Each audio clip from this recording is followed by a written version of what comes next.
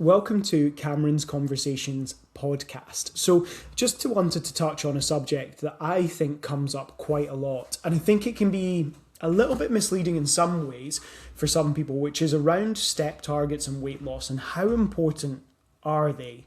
So I think sometimes what happens, and I see this in the kind of like fitness industry where it's like everybody must do 10,000 steps, which is a very broad kind of brushstroke. And actually, whilst for a lot of people 10,000 steps is definitely more than they're doing, and that could be a positive, that isn't to say that everybody should be doing that exact amount. So that kind of originates from a campaign. I think it was an advertising campaign from Japan originally, actually, if I remember off the top of my head.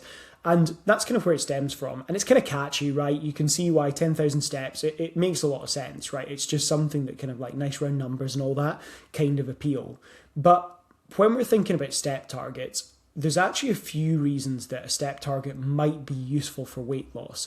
So the first one is that for a lot of people, especially the kind of jobs we work now, if you work from home, obviously like being an online coach, predominantly I work from home, right? I'm not doing a lot of moving around. Now, yeah, I'm pretty active. I play sport a couple of times a week. I go to the gym, so that gets my steps up a bit. But my actual like movement when I'm in my flat or in my house there's not a lot of movement, right? There's not a lot happening there. I could easily hit 2,000 to 3,000 steps for the day if I didn't get out and go for a walk and make a bit of an effort. So I think there's a couple of bits to this. The first one is that for most people it's really useful because it does increase their calorie expenditure, which is the bit that most people think of, right? It's the bit that's maybe most obvious.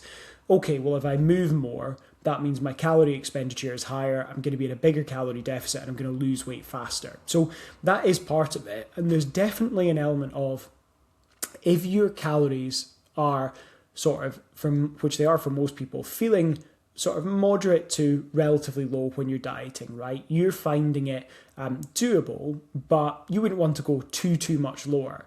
Keeping your steps up makes a ton of sense, right? If you're someone, however, who, if you maybe can get away with being on really quite high calories when you diet and so on and so forth, it probably isn't as important, or certainly not until later on. But for most of us, we want to be able to diet on the highest calories possible whilst making like a good amount of progress, right? A good amount of kind of a good rate of weight loss. So what we want to think about is if we walk an extra 1, 2, 3, 4, 5,000 steps per day, on average over the week, that's going to have quite a big influence, right? It might mean that we're expending anywhere from sort of 200 to 400 extra calories if we're moving quite a lot. Now, that's obviously dictated partially by how tall you are, how much you weigh, because obviously if you're a 50 kilo female who's 5'1", the amount of calories you expend is not going to be the same as a 6'6" male who's 105 kilos when they walk, right? So calorie expenditures are specific to your height, your weight, etc. as well. But it's going to make it easier because it means that your calorie expenditure is higher, and it means that you're likely to be able to drop a little bit more weight more quickly, or at least not have to go into such low calories. And I've definitely seen this before. I've worked with clients who, when they first start, they are averaging 1,000 to 1,500 steps, and I'll have that conversation with them really honestly and say, you're going to have a harder time of this by having such a low step count. It's not to say that we need to go massively up. We could just push up 1,000 or 2,000 and get you a little bit more active. But if we move you from 1,500 to, let's say, 5,000 or 6,000, which is still a fair jump up to say the least, right? It's quite a big jump when you're doing that. Going to 10,000 is probably too much of a stretch. They're going to have more success with their weight loss. They're going to be able to kick on faster, and they're not going to have to drop their calories so low. If that's doesn't feel so feasible, or the kind of jump has to be a bit smaller, well, we're probably going to have to drop those calories down a little bit more aggressively. So that's where it has a lot of utility. That is kind of the key first bit is, yes, it does increase calorie expenditure. It means you're moving more. It means your calories probably don't have to go so low. I've absolutely used my step count and progressively increased it whilst in a kind of weight loss phase, so I didn't have to drop my calories further. So I maybe saw a little bit of a slowdown in scale weight, not dropping as quickly. So then I've decided, okay, next week I'm going to up my steps by an extra 1,500, let's say. So I'm getting an extra 10,000 across the week. That's enough to kind of up my rate of weight loss just a little bit as well. So it can be used in that way. The second part, though, that I think is probably just as impactful is about energy and mood. So one of the things that tends to correlate very strongly with a low step count is poor energy. And I speak to a lot of clients who work from home, are in an office, maybe get the bus to the office, get the bus home, and their step count's really low when they first start because there's not a lot of movement in the office, there's not a lot of movement at home. It doesn't make you feel very good. Now, whether you're naturally someone who likes to be really active, or whether you're naturally someone who's maybe a little bit more sedentary and doesn't mind, whether you're someone who's really outdoorsy or not outdoorsy, it's fair to say that for pretty much anyone I've ever worked with, and that's quite a lot of people at this point in time, 12 years into my coaching career, I have never met anyone who does not feel better for moving a bit more, to at least a certain level, right? I think for most people, getting their steps up a little bit farther, getting a little bit more fresh air, moving their body a bit more tends to mean that their energy levels feel higher as well. So they tend to actually feel more energetic and more motivated and a little bit more positive. And it can also be really useful for mood management. I have a client I was speaking to the other day who's talking about the difference it's made that they now walk home rather than get the bus home or the tram home, because they're based in Edinburgh, and they were saying how much of a difference it makes that they get some fresh air and they feel like they unwind from work rather than get on a really busy bus or really busy tram, feel a little bit stressed, kind of fed up from the workday, and then they plonk down on their sofa.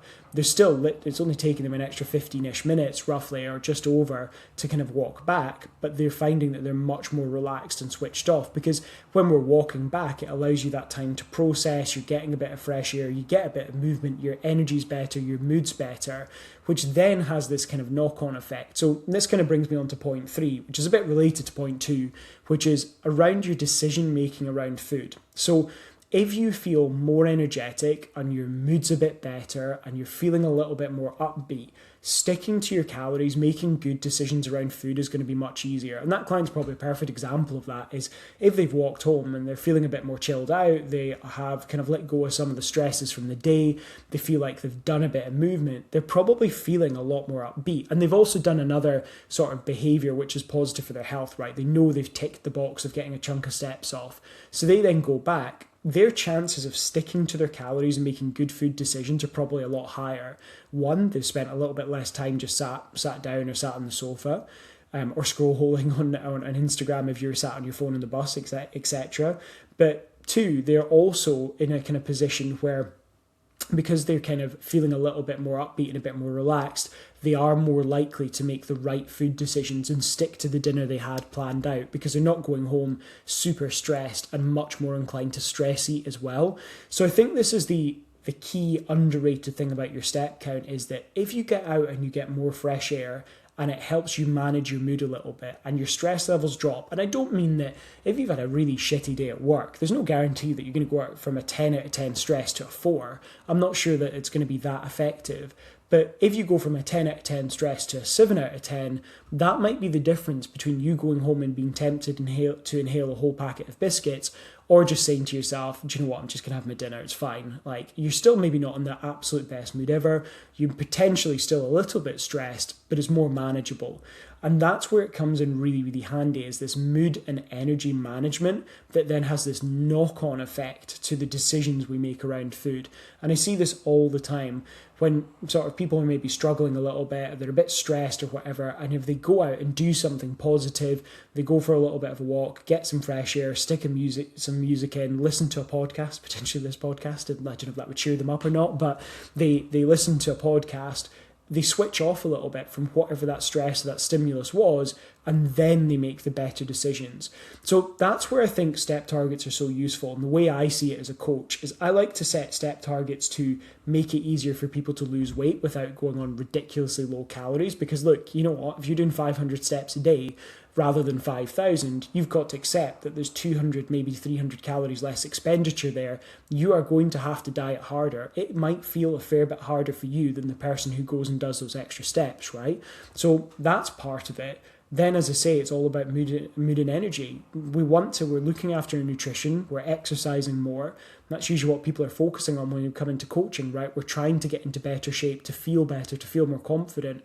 Well, getting out and getting more fresh air, managing our mood better, managing our energy better is going to only feed into that. And then, like I say, the decisions around food as well. It just makes you a bit more rational, a bit more calm. We've all had shitty days at work where your boss is being an umpty. And sometimes we need another tool to deal with that isn't food. Because if it's food every single time, well, we're probably going to struggle to lose weight and make the progress we want.